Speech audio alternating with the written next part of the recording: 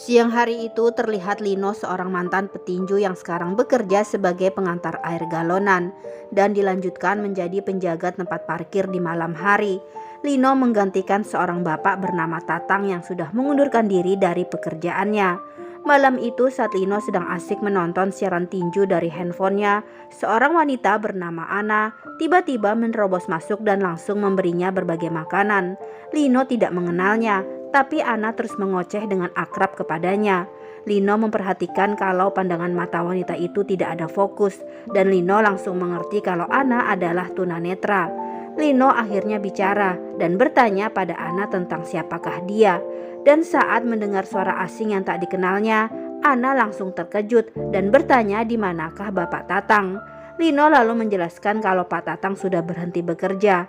Dengan canggung, Ana kemudian pamit kepada Lino. Namun karena di luar sedang hujan, Lino pun membiarkan Ana untuk menunggu di dalam pos. Ana bercerita jika ia sangat dekat dengan Pak Tatang dan ia sering menumpang mendengarkan sebuah serial drama di handphone milik Pak Tatang. Mendengar itu, Lino lalu mempersilakan Ana untuk menggunakan handphone miliknya. Setelah selesai, Ana pun pamit dan memberikan sekotak makanan kepada Lino. Esoknya Lino datang ke sebuah arena tinju tempatnya latihan dulu. Asisten bos bernama Ben cukup terkejut melihat kedatangan Lino. Tak lama kemudian muncul mantan bos Lino yang bernama Tuan Simon. Simon begitu marah kepada Lino yang telah lama menghilang tanpa kabar. Ketika itu datanglah Tony, petinju yang saat ini sedang naik daun. Ben mengatakan bahwa Tony sekarang banyak uang karena ia adalah raja tinju bawah tanah alias ilegal. Tony lalu menantang Lino untuk bertarung saat itu, tapi Lino menolak karena ia harus pergi ke tempat kerjanya. Ben berusaha menenangkan Lino agar tak perlu tersinggung dengan kesombongan Tony. Selanjutnya seperti biasa, Ana kembali singgah di pos. Lino masih berbaik hati meminjamkan handphonenya kepada Ana untuk mendengar serial drama favoritnya. Saat Ana pulang, Lino terlihat mengembalikan kotak makan milik Ana dan tak lupa mengucapkan terima kasih atas makanan yang kemarin Ana berikan. Malam berikutnya, Lino terlihat sedang berjaga di posnya sambil menunggu Ana keluar dari kantornya. Ia melakukan persiapan untuk menyambut kedatangan Ana. Lino merapikan rambutnya dan mencoba mengendus dirinya. Siapa tahu ada bau tak enak. Lino tampak tersenyum mendengar langkah kaki Ana mulai mendekat. Tapi sepertinya malam itu Ana sedang tidak ingin singgah ke pos. Ana terlihat berjalan lurus hingga tiba-tiba sebuah motor hampir menabrak Ana dan membuat Ana terjatuh karena terkejut mendengar suara klakson dari motor itu. Mengetahui kaki Ana terkilir, Lino kemudian menawarkan diri mengantar Ana pulang. Selanjutnya setelah mereka turun dari sebuah becak motor, Ana meminta Lino untuk cukup mengantar sampai di situ saja karena rumahku berada di atas sana, ucap Ana. Lino langsung terkejut mengetahui begitu banyak anak tangga yang harus dilalui oleh Ana selama ini untuk pulang dan pergi. Karena tak tega dengan keadaan Ana, Lino kemudian menyuruh Ana untuk naik ke punggungnya. Aku akan menggendongmu, ucap Lino. Tapi Ana menolak tawaran itu karena ia tak ingin menyulitkan Lino. Lino meyakinkan Ana bahwa ia akan baik-baik saja.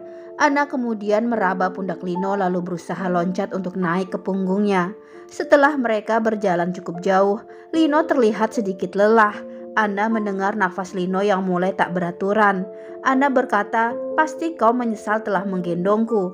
"Tidak," jawab Lino. Tidak mau menyerah dengan perkataan Ana, Lino terus menggendong Ana. Meskipun gendongannya terkadang merosot, Lino berusaha mengangkatnya kembali.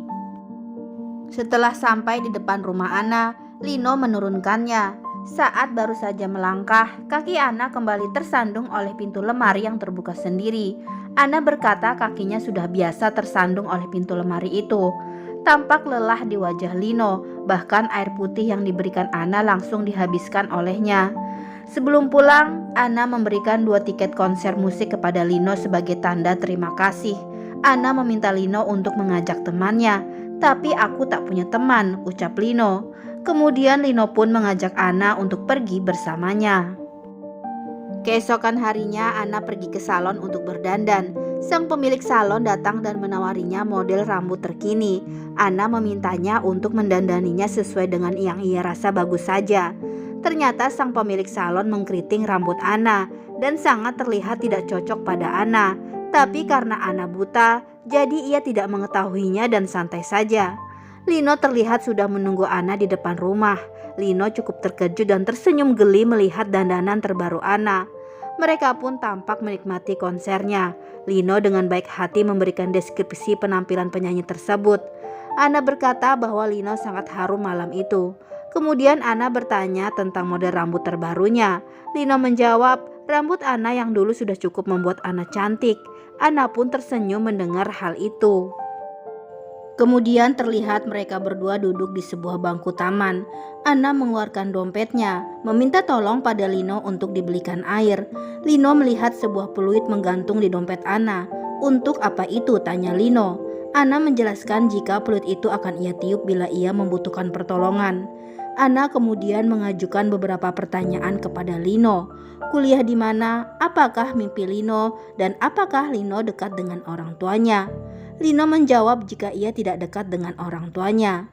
Sambil bercanda, Anna lalu langsung menimpali jika Lino pastilah anak yang nakal hingga tak dekat dengan ayah dan ibunya.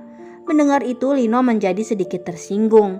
Dengan ketus ia lalu meminta Anna untuk tidak banyak bertanya tentang hidupnya. Mengetahui bahwa Lino agak marah kepadanya, Anna pun meminta maaf telah membuat Lino tak nyaman. Anna lalu memutuskan pulang, kemudian pamit kepada Lino. Keesokan harinya, Anna kembali menjalani kehidupan sehari-harinya, melayani para pelamar kerja yang membutuhkan lowongan pekerjaan. Tiba-tiba bos tempat Anna bekerja menghampirinya, memberikan sekotak hadiah sebagai imbalan karena dedikasi Anna dalam bekerja. Anna pun mengucapkan terima kasih, tapi si bos malah bersikap kurang sopan kepada Anna, dan itu membuat Anna sungguh tak nyaman. Si bos lalu mengajak Anna untuk makan malam bersama, namun Anna menolak dengan alasan hari itu dan juga besok ia sudah ada janji dengan orang lain. Di hari berikutnya, terlihat Lino mengikuti Anna. Lino merasa bersalah atas sikap kasarnya tempo hari, tapi ia bingung bagaimana mengutarakan penyesalannya kepada Anna. Lino kemudian teringat saat dulu ia bekerja sebagai tukang pukulnya seorang rentenir. Saat itu Lino hendak menagih hutang pada seorang pria tua. Lino sangat marah karena pria itu mencoba kabur. Selanjutnya, Lino sekarang terlihat berdiri di samping pria tua bernama Rolly yang pernah ia pukuli dulu. Lino termenung melihatnya. Seorang biarawati bernama Suster Maria mencoba membangunkan Rolly yang sedang tertidur, tapi sepertinya Rolly tidur sangat lelap. Akhirnya Lino pun menitipkan sesuatu untuk Rolly kepada Suster Maria. Biarawati itu lalu memberikan Lino sebuah bando hasil buatan para penyandang cacat di biaranya. "Berikan ini untuk pacarmu," ucap Suster Maria.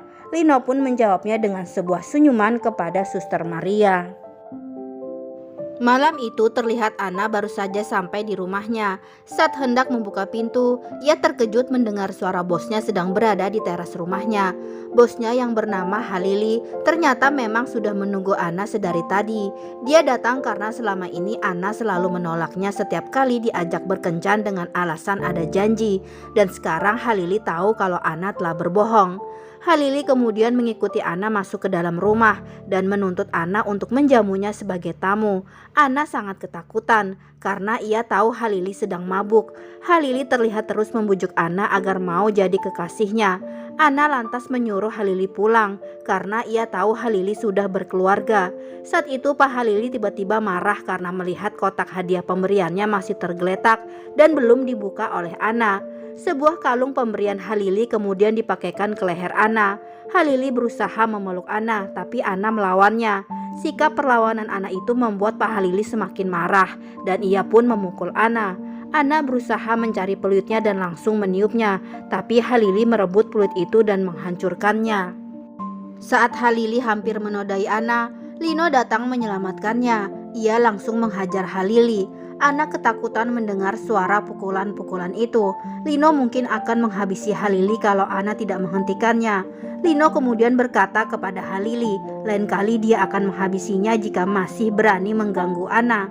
Selanjutnya Lino mengecek keadaan Anna yang bukannya berterima kasih, tapi malah marah-marah kepada Lino karena apa yang baru saja Lino lakukan bisa membuat Anna dipecat.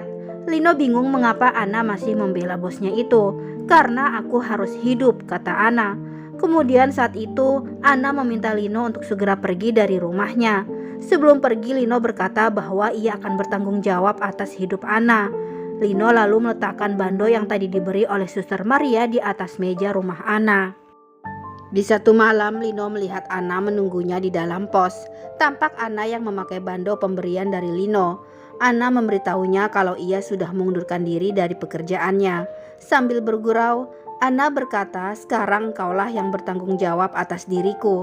Kemudian Anna meminta Lino untuk menemaninya pergi ke suatu tempat esok hari.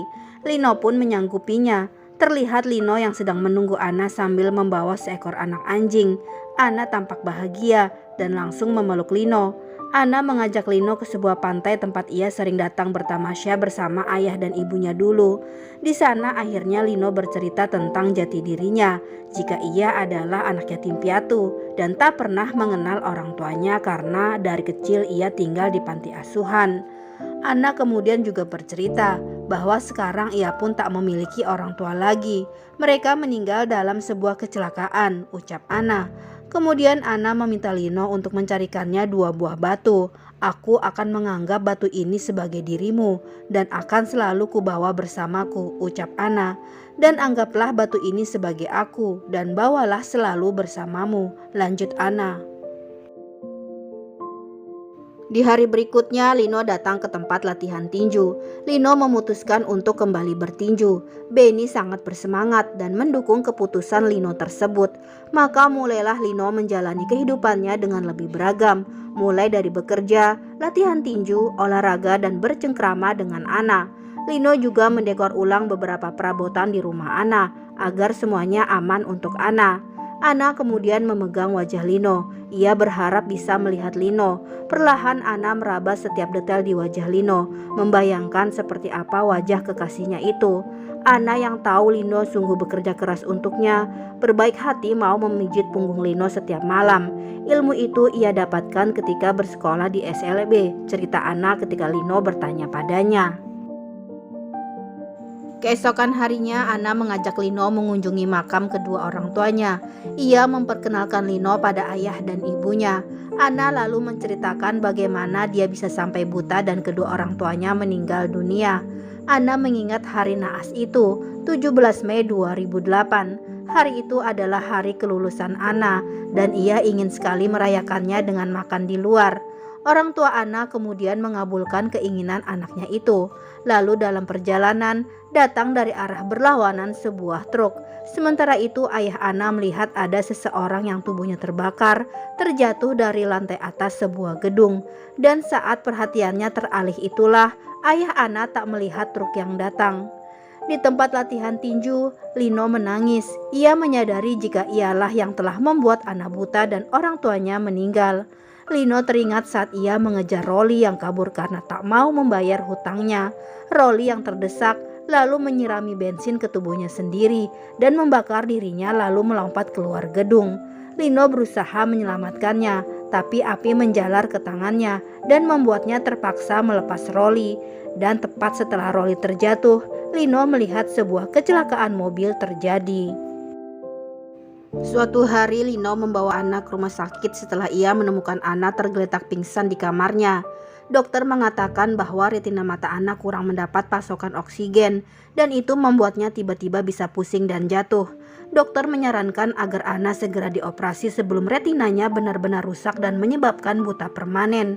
Anna akhirnya bercerita bahwa ada kalanya memang ia masih bisa melihat setitik cahaya, tapi lama-kelamaan cahaya itu mulai berkurang.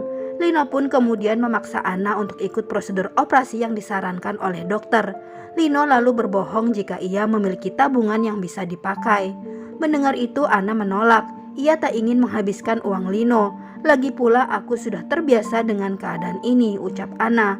Lino pun terus memaksa Anna. Lino mengatakan semua demi masa depan mereka. "Apakah kau tak ingin melihat anak kita?" tanya Lino. Mereka berdua lalu berpelukan saling menangis. Lino tahu bahwa ia harus bertanggung jawab atas kesembuhan Anna. Selanjutnya tampak Lino yang datang ke sebuah klub malam. Ia meminta tolong pada Tony agar ia bisa tampil di pertandingan tinju ilegal. Lino sangat membutuhkan uang yang banyak. Kemudian sebelum hari pertandingan itu tiba, Lino menitipkan kartu ATM-nya kepada Benny. Jika ia tak kembali setelah pertandingan itu, ia meminta tolong pada Benny untuk mengurus semua biaya rumah sakit Anna. Benny sebenarnya tak tega membiarkan Lino pergi karena ia tahu bahwa pertandingan ilegal itu membutuhkan nyawa sebagai taruhannya. Hari operasi mata Anna pun tiba. Lino terlihat mendampingi Anna sampai di depan kamar operasi. Anna meminta Lino untuk terus menunggunya karena Lino adalah hal pertama yang ingin dilihat Anna saat ia membuka matanya. Anna kemudian melambaikan tangannya sebagai ucapan sampai jumpa. Tapi ia tidak tahu jika Lino sudah pergi. Lino sudah ditunggu untuk pertandingan ilegalnya hari itu. Tampak Tony memberikan arahan kepada Lino bahwa dalam pertandingan tersebut tak ada aturan apapun. Pertandingan dianggap selesai jika salah satu peserta tewas. Lino pun mengerti apa yang dimaksud oleh Tony. Sementara itu Lino berjuang untuk memenangkan uangnya. Di sudut lain Anna pun juga tengah berjuang untuk penglihatannya. Singkat cerita, Lino berhasil memenangkan pertandingan tinju tersebut, tapi dengan kondisi yang memprihatinkan. Pertandingan itu membuat Lino terluka parah dan banyak tulang Lino yang patah. Dan di rumah sakit, operasi yang dijalani oleh Anna berakhir sukses. Anna berhasil mendapatkan kembali penglihatannya. Namun tak ada Lino di depannya saat Anna membuka matanya hari itu.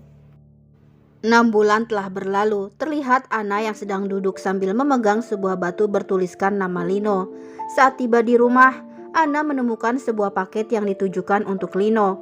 Paket yang dikirim oleh sebuah biara, berisikan bando yang sama yang dulu pernah Lino berikan untuknya. Kemudian Anna memutuskan datang ke sana dan bertemu dengan Suster Maria. Biarawati itu bercerita bahwa Lino sering berkunjung menjenguk Rolly, tapi sudah beberapa bulan ini Lino tak menampakkan batang hidungnya. Suster Maria lalu mengajak Anna menemui Rolly. Rolly mengatakan bahwa Lino adalah anak yang baik, padahal awal pertemuan mereka sangatlah buruk. Kepada Rolly, Anna kemudian bertanya di manakah mereka bertemu. Rolly lalu bercerita tentang kejadian tanggal 17 Mei 2008. Terlihat Anna yang sedang bersimpuh di makam ayah dan ibunya. Ia meminta maaf karena ia tak bisa marah pada orang yang telah menyebabkan kematian mereka, karena Anna sungguh mencintai Lino. Beberapa minggu kembali berlalu. Kini Anna bekerja sebagai terapis di sebuah rumah sakit. Anna terlihat mengunjungi seorang kakek. Anna berkelakar jika kakek memiliki tetangga baru, tapi orang itu sombong karena sejak hari pertama dia tak mau bicara, cerita kakek kepada Anna. Anna lalu mendekati Lino, tapi Anna tidak mengenalinya. Ia kemudian menyapa Lino dengan ramah. Karena Lino tak mengeluarkan sepatah kata pun, Anna lalu melihat papan identitas Lino, tapi tak ada nama apapun di situ. Kakek mengatakan jika pria itu tak memiliki identitas. Selanjutnya dengan santun, Anna kemudian mengatakan bahwa ia akan memijat Lino. Anna lalu membalik tubuh Lino sampai tengkurap, kemudian memijat punggungnya. Tiba-tiba Anna merasa punggung pria tak dikenalnya itu seperti punggung Lino yang pernah ia pijat dulu. Selanjutnya Anna meminta tangan Lino untuk dipijat, tapi Lino tak mau membuka genggaman tangannya. Akhirnya Anna menyerah dan tak mau memaksa Lino. Sebelum pergi, Anna menatap pria yang tak dikenalnya itu. Anna merasa ada yang berbeda. Sementara itu terlihat Lino membuka genggamannya. Ada sebuah batu bertuliskan nama Anna berada di sana. Sebuah gelas yang diberikan Anna kepada kakek menjadi petunjuk Lino tentang keberadaan Anna. Terlihat Anna telah mewujudkan impiannya memiliki sebuah galeri tembikar. Kepada pegawainya yang bernama Joey, Anna pamit hendak mengajak jalan-jalan anjingnya yang bernama Bantai. Sebelum itu Anna terlebih dahulu memberikan makan seekor kura-kura milik Lino yang masih dirawat dengan baik oleh Anna. Saat Anna keluar, terlihat Lino yang menggunakan tongkat berdiri di belakang sambil tersenyum memandang Anna. Lino masuk membeli sebuah gelas bertuliskan nama Anna. Saat Joey lengah, Lino mengambil kura-kura miliknya, kemudian pergi. Ketika berjalan, Lino kembali melihat Anna dari kejauhan. Tapi Bantai sepertinya bisa mencium aroma Lino, mantan majikannya dulu. Bantai pun lepas dari pengawasan Anna dan kemudian mengejar Lino. Anna yang mencari Bantai lalu menemukan anjingnya itu sedang bermain bersama Lino. Anna mengenali Lino sebagai pasien terapinya di rumah sakit. Tanpa berkata apapun, Lino bergegas pergi, meninggalkan Anna dan anjing kesayangannya. Saat Ana kembali, Joey bercerita bahwa ia sukses menjual beberapa gelas hari itu. Ana lalu melihat kura-kura milik Lino telah hilang. Ana kemudian bertanya kepada Joey, adakah tadi pria bertongkat datang ke galerinya? Iya, jawab Joey. Dia membeli satu gelas di galeri Ana. Ana pun berlari keluar. Ana yakin itu adalah Lino. Sementara itu di sudut berbeda, tampak Lino yang melepas kura-kuranya di tepi pantai. Kemudian sambil menggenggam batu Ana, Lino membayangkan masa-masa indah bersama kekasihnya itu. Dan tepat saat Lino hendak membuang batu Ana, orang yang sangat dicintainya itu muncul di belakang Lino. Ana menangis karena Lino tak mendampinginya saat pertama kali membuka matanya dulu ketika selesai operasi. Ana berkata bahwa ia lebih memilih kehilangan penglihatannya daripada kehilangan Lino. Lino lalu mengatakan jika ia tak berhak mencintai Ana dan ia pun tak berhak menerima cinta Ana. Kemudian Ana berkata bahwa ia telah tahu semuanya tentang tanggal 17 Mei 2008 itu dan aku memilih hidupku bersamamu, ucap Ana. Mendengar itu Lino pun langsung memeluk Ana. Mereka akhirnya hidup bahagia menjadi sebuah keluarga kecil yang mereka impikan dulu.